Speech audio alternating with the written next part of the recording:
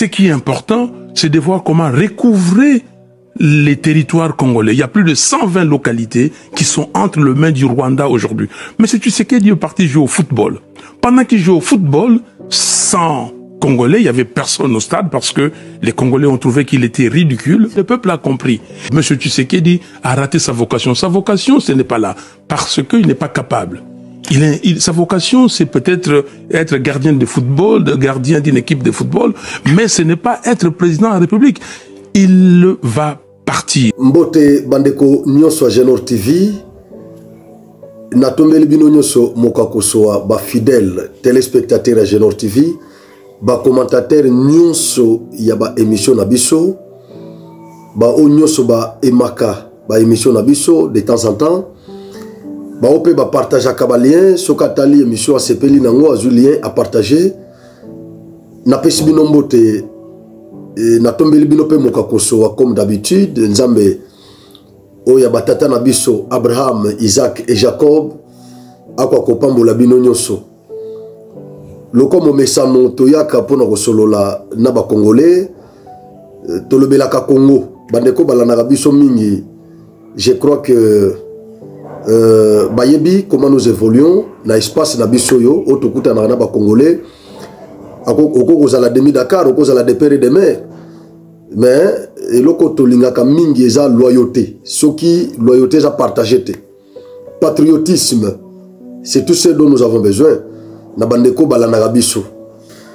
En tout cas merci na bino nyonso bosala nebo mesana ko sala bo partager bo aimer ba émission auto sala tout ça va continuer de bosser na ba émission na biso nyonso. En tout cas bo liker émission s'il vous plaît, bo liker Fayulu Savone Tshisekedi aïe aïe aïe Congo mikolo nyonso ba problème ezala kaka Fayulu Savone Fachi pona nini Tshisekedi ake ko beta bal ba Congolais bazo kufa na est bamboge ezo kende na est pona nini Tshisekedi ake ko beta bal pona nini Tshisekedi batu nyonso bako beta bal batu nyonso bako exercer nzoto batu nyonso bako sala sport sauf Tshisekedi. Ça c'est selon Fayulu. Fayulu yemoko ko sala na ye ba sesanga bango nyonso ba opposant Moïse Katumbi bango tout bako sala sport bako beta babal bako pe ko assister ba jouer sauf Tshisekedi ako beta bal. Tshisekedi n'a pas le droit de s'exercer, Tshisekedi n'a pas le droit de faire même un footing, de faire gymnastique, il n'en a pas. Ça c'est selon Fayulu. Nous allons revenir. Nous allons aborder la question avec des vidéos à l'appui. Et on a lobby Bokendete comme d'habitude. Vous voyez comment nous fonctionnons. Pièce contre pièce. On a vu VK. Pièce contre pièce. Joe Biden en Angola. Depuis ce 3 décembre. Biden en Angola. Angers et Zanine. Nous abordons la question dans l'émission Oyo. Fati est arrivé ce matin à Lobito. Lobito, c'est dans la province de Benguela, en Angola, pour une journée historique dédiée au corridor de Lobito. Fati est en Angola. Parce qu'il y a une réunion multilatérale qui est prévue pour cette journée-là. Il y aura les présidents congolais qui sera là, président angolais, président zambien et vice-président tanzanien sera aussi là. Biden, président américain, il est déjà en Angola. Parce que projet ya corridor ya Lobito est subventionné na Amérique, na Union européenne. Déjà peine ba partenaire monsieur super privilégié au bazar na projet wana. Alors pour l'Amérique, ce projet-là est d'une grande envergure. Voilà pourquoi le président américain n'a fait un mandat à se déplacer à Angola. Et ça pour Makambo Lobitote, Makambo ya RDC et Kolobamape. Parce que le 15 décembre, Oyo, tripartite Moko est prévu na Luanda. Tshisekedi Kagame et président Jean Lorenzo. Mais le là, Fatia déjà Kuna, je crois que à cause de temps, il y a Solona Joe Biden. Solona Joe Biden, le gars en Afrique, Facha Keko Kutananae, pour solo là. Et ça, des sujets autres qu'abordés dans l'émission. Comme d'habitude, je crois que moi, le sujet, je suis et Koki Koya. Le sujet, je suis Koya, au cours de l'émission, tu peux aborder. Moi, la question, je suis parce que Congo Makamboza Ngakate. Congo Makamboza Ngakate. Alors, na banda na ya Fayulu ou bien na banda na Joe Biden. Voilà, tout le monde a vu la biso ma foi. Comme ça, tu as suivi ça. Na tripartite, il y a Luanda. Tripartite, il y a Luanda. Parce que les commentaires, ils ont déjà ébélé. Biso to ya kapo na ko éclairer religion, il y a bateau, ba pesa biso confiance, ya ko landa ka biso de temps en temps. Ouais, différence na biso, est que na ça la émission avec tous les deux pieds sur terre. C'est ça la différence. Na tcha la sentiment libosoté, subjectivité ça la gâté, na vraiment na bundaka, bien que naza humain, ça pas arrivé. Ça pas arrivé, bien que naza humain, mais na bunda vraiment que naza la objectif na ba émission na ngai que mutsoka BBC mega na ya zola na ngai quand même azo mo iloko. Azo iloko.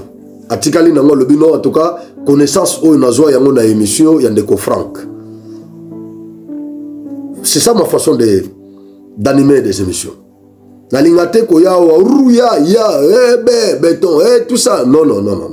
Ça en tout cas ici non. Ou bien na ya na ba no finga na réfléchir saka. Na benga ba congolais na réflexion, to réfléchir. Ozala ya opposition, ozala ya majorité. To réfléchir question yango izawa. Question oyo etali biso, to solo là. To discuter. C'est comme ça avec moi. Alors, viens à biso ma foi à Tombokeli Fachi. Martin Fayulu à Tombokeli Fachi. Qu'est-ce qu'il dit? Pendant que le plus de 100 localités sont occupées, M. Tshisekedi est parti jouer au foot. Le peuple a compris que c'était ridicule. Sa vocation est peut-être gardien d'une équipe de football et non président de la République. Ce n'est pas possible. Viens ma foi. Attends, non, viens maintenant, on t'a coup de gueule. On t'a coup de gueule. Na le message. Plaisir. Et ça lui plaisir. Pendant que le plus de 100 localités sont occupées, M. Tshisekedi est parti jouer au foot. Le peuple a compris que c'était ridicule. Sa vocation est peut-être gardien d'une équipe de football et non président de la République. Si vous avez une question, vous avez ma foi. Tant que vous avez bina awa, en 2018, vocation ya Martin Fayulu qui danse tout président de la République. Bilo monsieur sur moko sala biso passé ko zala mona ba opposant moko trop subjectif. Obi na mboka neti Congo. Makambo toza nango na Congo. Nous devons avoir des acteurs politiques objectifs. Ezala ba o bazana opposition, ezala ba o bazana majorité. Objectif. Même opposant pas Etienne Tshisekedi quand il était opposant, nous vivons na opposition farouche contre Mobutu, contre Kabila. Mais Papa Etienne était objectif. Papa Etienne a bandé au fond Hermo Pero dans Mobutu Azolobate. Azolobate. Papa Etienne a vendu pena Azoloba et l'autre côté. Il faut Mobutu aluka moyen ko provoquer ye po banda koloba. Po ba yeba ce qu'il pense. Mais si ko lelo tozana opposition moko oyo bazo landa mipepe. Côté ma ezo chola nde côté bango bambisi bazo kende. Gustave Lebon. Na rappela kaba opposant na biso auteur oyo Gustave Lebon, un penseur qui a dit quelque chose de très important dans son ouvrage hier et demain. Gustave Le Bon dit que le vrai progrès démocratique, c'est lorsque la foule suit l'élite et non lorsque l'élite suit la foule. Ça, c'est Gustave Le Bon. Dans son ouvrage, La philosophie de la foule, il dit que la foule est sans âme. La foule est sans âme. Un bon leader est celui qui est suivi par la foule et non celui qui suit la foule. Fayoulou, viens à Bissomafa. Comment yoko kozala chaque fois soka comme yoko moko salami oye des frais chroniques oyo et luki oye bandi kolobisa batu mbala moko yope opposant au telemi au bandi pe kosala commentaire. Ça ne doit pas être comme ça. Un bon leader est celui qui est suivi par la foule.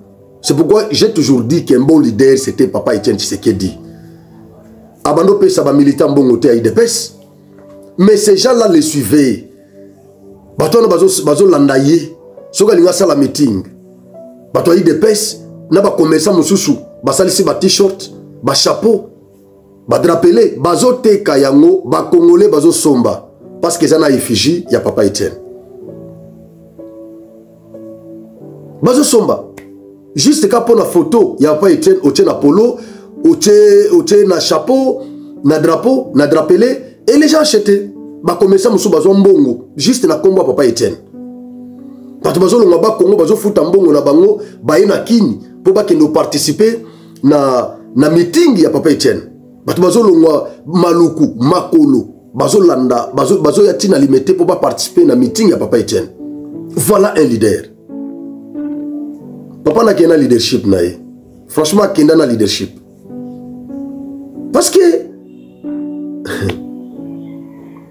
Fayoulou Yemoko n'a illustré vidéo ya Fayoulou. Na terrain azo beta pebal. Fayoulou na cross. Na cross. Awa tango Fayoulou azo sala awa. Na terrain au Fayoulou bando sani. Au bozo monoana eza Fayoulou. Mais qu'est-ce qu'il faisait na terrain? Qu'est-ce qu'il fait sur terrain à Osani? Donc eza malamu tango ye aza ko s'exercer. Tango azo exercer nzoto na ye wana eza malamu. Mais soki Tshisekedi asali yango, ça devient un problème pour la Fayoulou. C'est ça l'opposition.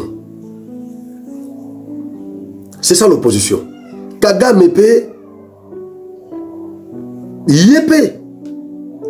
Azape n'a pas problème, il y a pas guerre, tout ça. Parce qu'azape menacé n'a pas rebelle. Azape pas bazo menacé. Yo n'a pas zobanga FDLR. Ba déclaration nous autres c'est que des sales, les autres sont mal à l'aise. Azape censé ko protéger mboka naïe. Mais Kagame yo n'a pas na terrain. Yo n'a pas na terrain zo betabal. Kagame ye wana na terrain zo betabal. Fayoulou abe tabal wana za malam. Kagame abe tabal wana za malam. Soki Tshisekedi abeti, ça devient un problème. To se kana numuke na vie na biso Wayambo, Boketo premier. To se kana numuke. Girafe mokoso lokola banzeta lopango ya papa de Boma na veni bongana numéro 3. Moto mokoso boy bino bovandi botikele mboka 27 ans moto boy o escalette te escalette ya boy botikele mboka Wayambo abi mochope no Bokecho Congo ezamboka makambo Congo ezamboka makambo Congo ezamboka makambo. Bon, on les appelle façon Bokecho koloba. Bambo dina beta ngopeka ndingo na ofinga tout ça. Congo zamboka makambo. Yeta ngozo beta waneza malam. Soki Tshisekedi abeti et commis problème. Waneza distraction ya opposition na biso, eza distraction. Bitumba ya est ezali Tshisekedi aza lelo amatiboy lobi akitiboy soki azupe moi tant qu'on s'exercer nzoto na ye eza mabete parce que il doit être en bonne santé. Alors soki eza recommandation ya médecin na ye masa Tshisekedi santé Tshisekedi eza santé fayu lote ya Kagame pete ba santé ba Tshisekedi wana ba Jean-Pierre Bemba eza ba santé ya ba problème. Il y a pas de problème. De temps en temps, il faut ça l'exercice corporel. Pour ami garder quand même na état moko, il y a bien, il y a santé. Mais au tel mais la moninga donc le go tout ça na guerre na est, tu sais que diako golia footé, tu sais que diako ko sala ta moi gymnastique té, tu sais que diako gata ko que nous rendre visite na maman na été parce que guerre na est. Non non.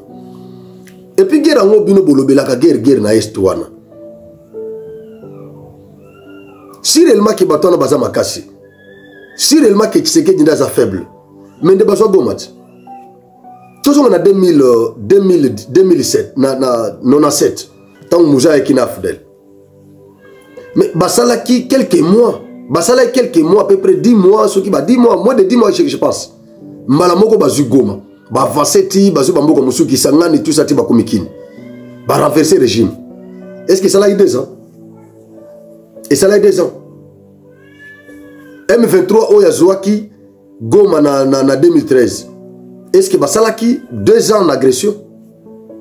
Mais pourquoi les loyaux Tina nga koti kuna mais 2 ans yango soki na combien de mois et zo simbate bako ko nani Goma te.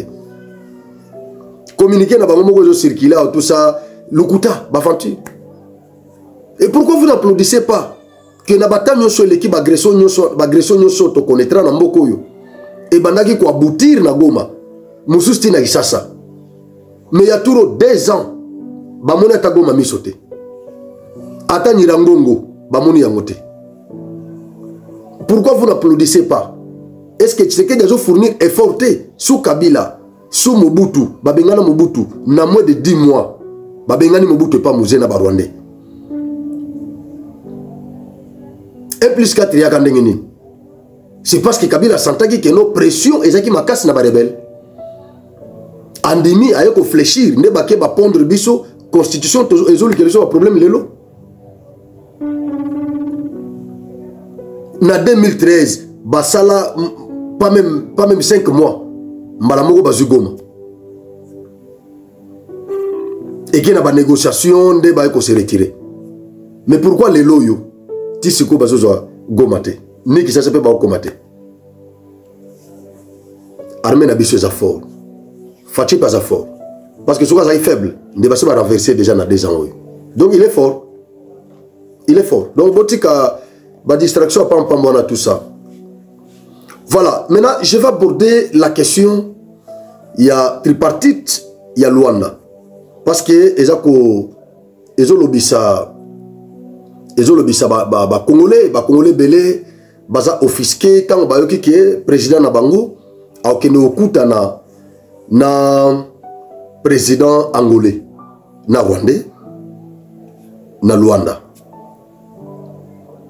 La première des choses que je vais vous dire, comme je l'ai toujours fait, ce qui boyoki information moko boye bo paniquer na noté bo panikaka te boyoki likambo mbala moko bo paniquer non. Comme je l'avais dit na émission moko on a salaki je crois semaine passée nalobaki mutu ya mayele avant tongandako atimbola kati azuli banga nde a posé fondation. Nous devons commencer à creuser avant yako émettre un point de vue nalikamo boye vana nanu kimia réfléchir nan au creuser après on yako émettre un point de vue cause la trop subjectif te soko gaga Tshisekedi Kagame na Lorenzo bakekuta na Luanda aye mbala moko Tshisekedi a trahir biso Tshisekedi pona nini tout ça. Non. Vous devez comprendre que les loyaux, avec cette globalisation, mondialisation, aucun pays ne peut vivre en vase clos, en autarcie. Aucun. parce que ba pays nyonso eza ko bunda pour s'intégrer na mondialisation, ko s'intégrer pour ko booster, parce que intégration ya ba pays nde booster ka pe économie ya ba pays wana et même ka pe développement na ba pays wana. Ils ont une structure rebelle déjà basi ba s'organiser ba pays où ils ont membre ya ba structure wana baza komi sunga bazo mi faciliter ba tâche ba biloko rebelle ils ont booster ba économie commerce ya pays wana ya ba pays wana.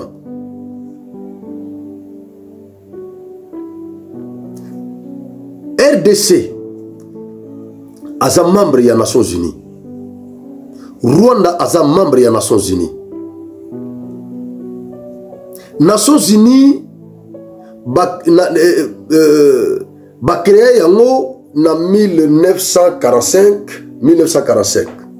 l'ONU. C'était juste pour illégaliser la guerre, mettre la guerre hors la loi et promouvoir les principes d'égalité entre les États, discrimination et zalaté. Ce qui toza na ba conflit et que toyo kanité tozo recourir na charte des Nations Unies parce que yango ezo pourvoir mécanisme ya pacification ou ya résolution ya conflit entre les États membres des Nations Unies. Ça c'est ce que vous devez d'abord comprendre. Lokola to signa charte wana toza membre ya Nations Unies, nous sommes obligés ya ko respecter scrupuleusement mécanisme wana ya résolution ya ba différent. Conflit koki kozala conflits armés internationaux ou non internationaux. Il y a déjà les mécanismes de résolution ya ba conflit. Et ça entre l'État X na État Y. Et ça entre État X na ba groupes armés ya mboka na yoana. Ce qui conflit entre État X na organisation Y, organisation internationale Y. Mécanisme ya résolution et ça déjà. Alors, bisous pas Congolais, te colobaté que non parce que nous sommes des Congolais, parce que nous sommes agressés, alors nous devons violer intentionnellement la charte des Nations Unies, to brûler par étape. Non, ça ne se passe pas comme ça. Ça ne se passe pas comme ça. Soki, toujours un exemple na cannabis na Rwanda, toujours na conflit, nous sommes aux antipodes. Charte ils ont prévoir d'abord négociation. Et là, la relation diplomatique nabiso et nous au beau fixe, mais toujours négocier. La frontière nabiso kangamité, ambassadeur bazalim toujours négocier. Mais ce qui déjà relation diplomatique est posé problème, à ce moment de procéder na médiation. Donc il y a la négociation, il y a la médiation, il y a les bons offices. Il y a l'enquête, il y a la réconciliation, il y a l'arbitrage. Ce qui nous soana et salike et simbité nous soana et simbité to ko recourir même la justice internationale. Ah, donc nous sommes les amis avant de déclarer guerre. Avant, il y a qu'à déclarer guerre. C'est que dans l'allié à la Mouki, alors nous avons déclaré guerre contre le Rwanda. Il faut d'abord négociation, il faut médiation, il faut les bons offices, il faut l'enquête, il faut la réconciliation et l'arbitrage. Ce qui signifie recours au juge international. Beaucoup qui ont recourir na force militaire en cas ya déclaration ya guerre, il y a que État au besoin vivre nos antipodes a déclaré guerre. À ce moment-là, beaucoup évoqué exception, il y a légitime défense parce que vous êtes déjà agressé, il y a la guerre, vous êtes menacé. On a beaucoup évoqué exception, il y a légitime défense. Mais ce qui n'a nous déclaration guerre est officiellement parce que au Ezana Est ils ont agression. Agression, ils ont indirect bien que ba militaire rwandais to kangi bango na mabele na biso mais ba tche M23 liboso bango pe bazon dimate que ba militaire bazali mais biso déjà tozana ba preuve nyoso wana. Voilà pourquoi par moment bazo considérant le quoi guerre déclarée par les Rwandais subtilement, par moment bazo considérant le quoi agression. C'est ça. Mais le coup la Rwanda limpidement a déclaré guerre contre la RDCT. Jusque là, on considère ce qui se passe dans l'Est comme agression. Et ça agression. Par moment peut-être qu'on a guerre parce que les militaires bazo qui nous bunda. Mais selon la charte des Nations Unies, c'est une agression. Et Kagame a triqué biso, loko les alaki, conflits armés internationaux par le fait que tout ça qui n'a pas preuve, il y a des militaires rwandais, qui ont agressé biso, tout bimisi dans les Nations Unies, et bango batindi ba expert, ba bazu ba preuve wana que ba militaires rwandais, basaki na Congo derrière les M23. Kagame a comprendre que non, Conseil de sécurité a quoi sanctionner ngai. Qu'est-ce qu'il faut? Bazu frustré à Nanga, baté liboso ya mouvement ya M23, ba compliquer ce qu'on carte. Conflit aux elaki armés internationaux et comme conflits armés non internationaux. Si vous communauté Nanga na Tshisekedi nde bazo bagaré. Mais entre-temps na Luanda, tozo négocier na Kagame. Si on n'a pas tantôt, à zone du mango, tantôt balobino, ça nous engage pas parce que bisonde bateau, tout ça, aux antipodes, na gouvernement, bisonde fala tout ça là, na table à négociation, c'est ce que dans le lobby net, n'a pas négocié, n'a pas nangate, baza ba pantin, baza ba marionnette, n'a il faut na négocier, na Kagame ou azoti na bango. Kagame peut côté na lobby, n'a inde munauti na bangote, n'a inde mutu na soutenir bangote, tout ça. Mais si quoi bazo que nous négocier na Rwanda. Donc ça devient maintenant compliqué. Donc et ça va méandre, il y a droit international ou relation internationale. Et donc, et ça m'a camboté à quoi border na ba sentiment. Parce que Congo peut toujours na ba expert bazawana. Si quand on bino bozo le banon, Félix il faut a déclaré guerre malamo contre les Rwandais. Oui, moi na nyoso lingate comme on appelle moko bazako papa ya ba master nae azo appelle ko menacer papa na bango. Ou bien voisin, à chaque fois qu'on provoque, famille nae, moi n'a pas kolingate, moi n'a kolingate, moi n'a pas mis sa biceps. C'est ça. Ou est-ce qu'on a subjectivité? Mais awa sikoyo eza état X na état Y baza na conflit et bangomi balé baza ba membre ya Nations Unies. Bonjour, est-ce que c'est un problème ça? Ce que Nations Unies a na charte naie, c'est la constitution du monde. Il a violé intentionnellement la constitution, il doit être destitué. Charte des Nations Unies ezali. C'est la constitution du monde. Pays nyonso oyo baza ba membre des Nations Unies, ils sont censés respecter scrupuleusement cette charte là. Si ko charte on est lobby, ce besoin de conflit, boké na ba négociation, boké na ba médiation, boké na ba bons offices, boké na arbitrage, boké na réconciliation, boké na enquête, boké na nyonso wana. Ce qui est simbité, bofongola, front judiciaire international. C'est ce que Tshisekedi a fait. To saisir cour, to saisir CPI, to saisir cour ya EAC. Contre l'Ouganda, to saisir ça qui CIJ. Bakonana ki Ouganda a pesé biso ba million oyo facha kenda ko pesa ba victime ya guerre ya Kisangani. Ça s'appelle Front Judiciaire International. Mais entre-temps kotoyo bazo négocier, bazo kende na ba réconciliation, ba bons offices, bazo kende na médiation, bazo kende na nyonso wana. Siko Jean Lorenzo za médiateur désigné par l'Union africaine. Vous n'allez pas demander à Tshisekedi yako bo ya bango nyonso bo nyonso wana la déclaré guerre. Non. Donc tout comprendre ba méandre ya droit international, ba méandre ya relation internationale. Je crois que toko agir na subjectivité pesante.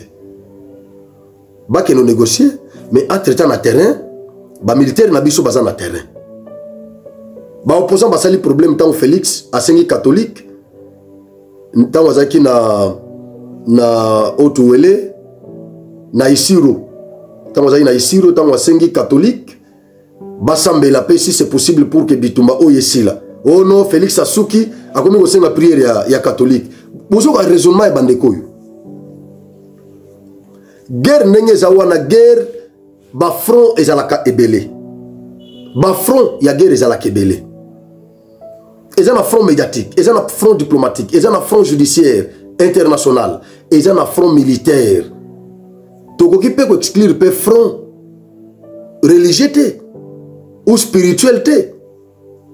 Israël a qui na bitumba. Ba prophète bazo accompagner bango. Na ba prière. Et donc ce cas lobby a saigné front spirituel, il y a prière. Pourquoi Bogo Kanisaki Asuki ba jaloux mité mamabe bazalo kwa batu moko peza oyo bacholi na ibale ba omuluka nzeta ko simba po babika les suiveurs des foules. Merci.